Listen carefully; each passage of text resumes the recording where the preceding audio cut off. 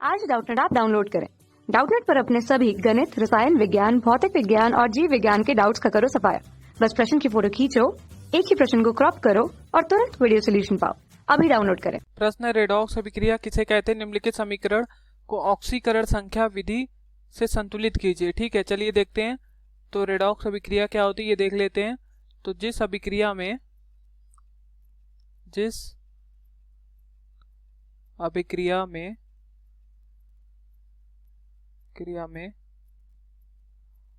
ऑक्सीकरण और अपचयन दोनों होता है, मतलब जिस अभिक्रिया में एक पदार्थ का ऑक्सीकरण और दूसरे पदार्थ का अपचयन होता है, ठीक है, उसे रेडॉक्स अभिक्रिया कहते हैं।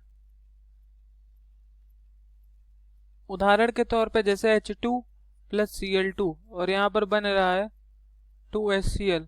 हमें पता हाइड्रोजन अकेला है तो इसकी ऑक्सीकरण संख्या कितनी हो गई? 0। क्लोरीन अकेला, ऑक्सीकरण संख्या 0। हाइड्रोजन का +1 होता है तो क्लोरीन का क्या हो गया? -1 हो गया। यहाँ पर क्लोरीन का क्या हो रहा है? 0 से -1 ऑक्सीकरण संख्या घट रही है। तो जब ऑक्सीकरण संख्या घटती है तो उसको हम बोलते हैं अपचयन हो रहा है, ठीक है। और यहाँ पर आप देखोगे 0 से क्या जा रहा है? +1, तो ऑक्सीकरण संख्या बढ़ रही है। तो ऑक्सीकरण संख्या जब बढ़ती है तो हम क्या बोलते हैं? क्या हो रहा है? तो हम बोल देते हैं ऑक्सीकरण हो रहा है, ठीक है। तो एक पदार्थ का यहाँ पर ऑक्सीकरण, दूसरे पदार्थ का अपचयन हो रहा है। हाइड्रोजन का ऑक्सीकरण और क्लोरीन का अपचयन हो रहा है, इसलिए ये कैसे अभिक्रिया है? ये हमारी रेडॉक्स अभिक्रिया है। रेडॉक्स रिएक्शन इसको बोलते हैं, यानी कि रेडॉक्स अभिक्रिया, ठीक है। अब यहाँ ऑक्सीकरण संख्या विधि से इसको संतुलित करना है, तो इसको हम सबसे पहले लिख लेंगे K2Cr2O7 plus FeSO4 plus H2SO4, ठीक है। और यहाँ पर फिर मिल रहा है Cr2SO4 का होल थ्राइस और साथ में यहाँ पर Fe2SO4 का होल थ्राइस और फिर प्लस K2SO4 और प्लस H2O, ठीक है। इस अभिक्रिया को हमें क्या करना है? बराबर करना है, यानी कि संतुलित करना है। कौन सी विधि द्वारा? ऑक्सीकरण संख्या विधि से।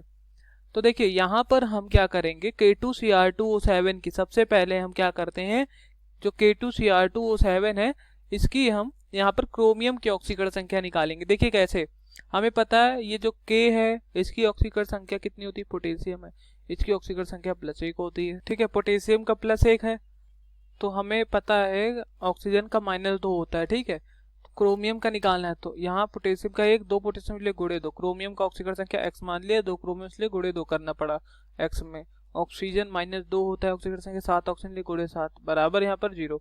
तो 2 1 कम 2 और प्लस यहाँ x और गुणे 2 2x और 7 दूनी 14 माइनस का 14 बराबर 0। तो 2x और 14 में से 2 गया 12, तो -12 बराबर 0, ठीक है।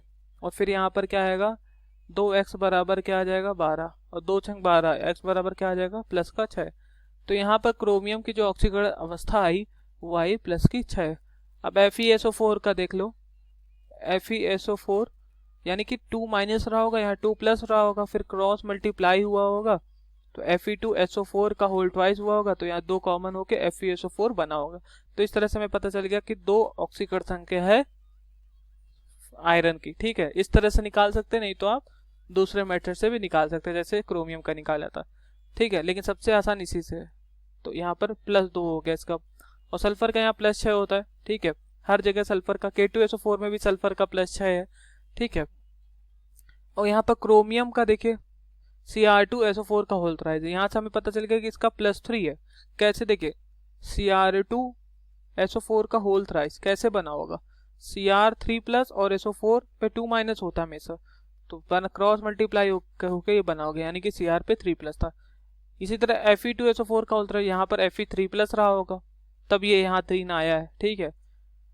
चलिए अब इसको बराबर करते हैं। तो आप देखो क्रोमियम का +6 से ऑक्सीकरण संख्या कितना आ गया? क्रोमियम का +6 से ऑक्सीकरण संख्या गया है आपका +3, ठीक है। तो +6 से +3 गया है, ऑक्सीकरण संख्या क्या हो रही? ऑक्सीकरण संख्या घट रही है तो क्या होगा, अपचयन हो रहा है। ठीक, और यहाँ पर Fe2+ है और Fe2+ से कितना जा रहा है, 3+। ऑक्सीकरण संख्या बढ़ रही है तो कह देंगे ऑक्सीकरण हो रहा है।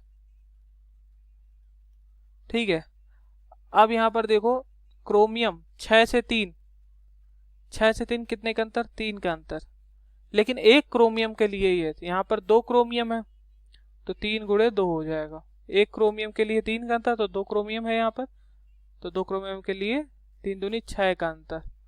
यहाँ 2 से कितना जा रहा है, 3, यानी कि 1 का अंतर है, 1 इलेक्ट्रॉन का अंतर है। तो हम क्या करेंगे, 1 इधर भेज देंगे, 6 इधर भेज देंगे, क्रॉस मल्टीप्लाई कर देते हैं तो यहाँ 6 लिख देंगे। ठीक है, चलिए अब हम क्या करेंगे, इसको बराबर करेंगे। तो आप देखेंगे कि 6 आयरन यहाँ हो गया, तो यहाँ पर कितना आयरन है, 2 है, तो यहाँ अगर 3 लिख दो तो 3 दूनी 6 आयरन यहाँ भी हो गया। अब हम देखेंगे सल्फर को। ठीक है, या आप डायरेक्ट सल्फेट आयन को देख लो तो 3 त्रिका 9, ठीक है 9, और फिर यहाँ पर 9 है और 3 इधर हो गया, 10 11 12 12 हो गया और एक 13 सल्फेट आयन है। ठीक है, देखिए सब कुछ बराबर करने के लिए आपको क्या करना पड़ेगा, पहले एक बार आप क्रोमियम देखो, क्रोमियम यहाँ 2 है, ठीक है, क्रोमियम भी यहाँ 2 है, पोटेशियम यहाँ 2 है, यहाँ भी पोटेशियम 2 है, आयरन 6 है, आयरन 6। अब हम सल्फर ऑक्सीजन को देखेंगे एक एक करके। तो सल्फर यहाँ कितने हैं, 2 और 6 7 हो गया। यहाँ पर 3 और 4, 3 और ये 3, ये सल्फर 3 त्रिक का 9।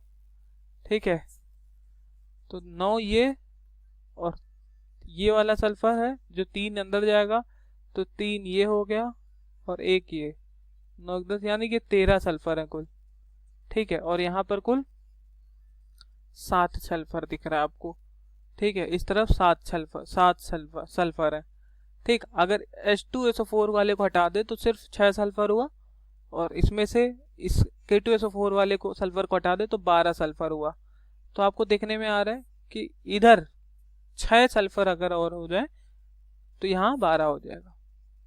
ठीक है, तो इधर सल्फर की कमी है।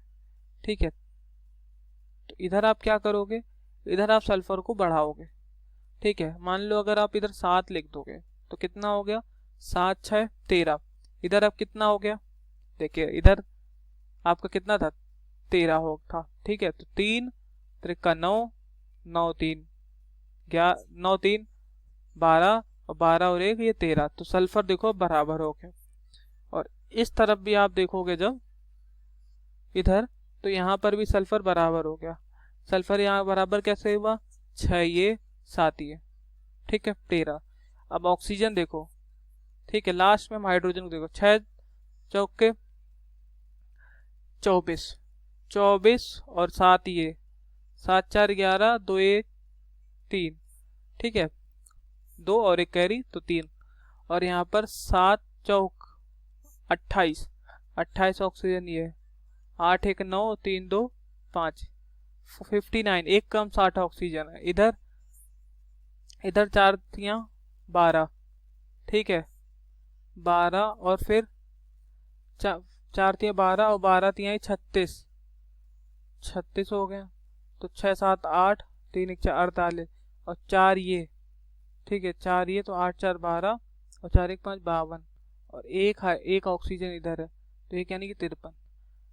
तो कितने ऑक्सीजन की 9 में से 2 गए, 7 ऑक्सीजन अगर आप इधर लगा दो तो कितना हो जाएगा, देखिए अभी तक 52 हुआ था, 7 अगर जोड़ दो तो 59 यहाँ हो गया, तो ऑक्सीजन भी बराबर हो गया। हाइड्रोजन देखो इधर किधर है, कितना है, तो हाइड्रोजन 7 दूनी 14, यहाँ पर 14 हाइड्रोजन ये हो गया, यहाँ पर 7 दूनी 14, यहाँ पर भी 14 हाइड्रोजन हो गया। तो इस तरह से ये दोनों, ये अभिक्रिया हमने बराबर कर दी।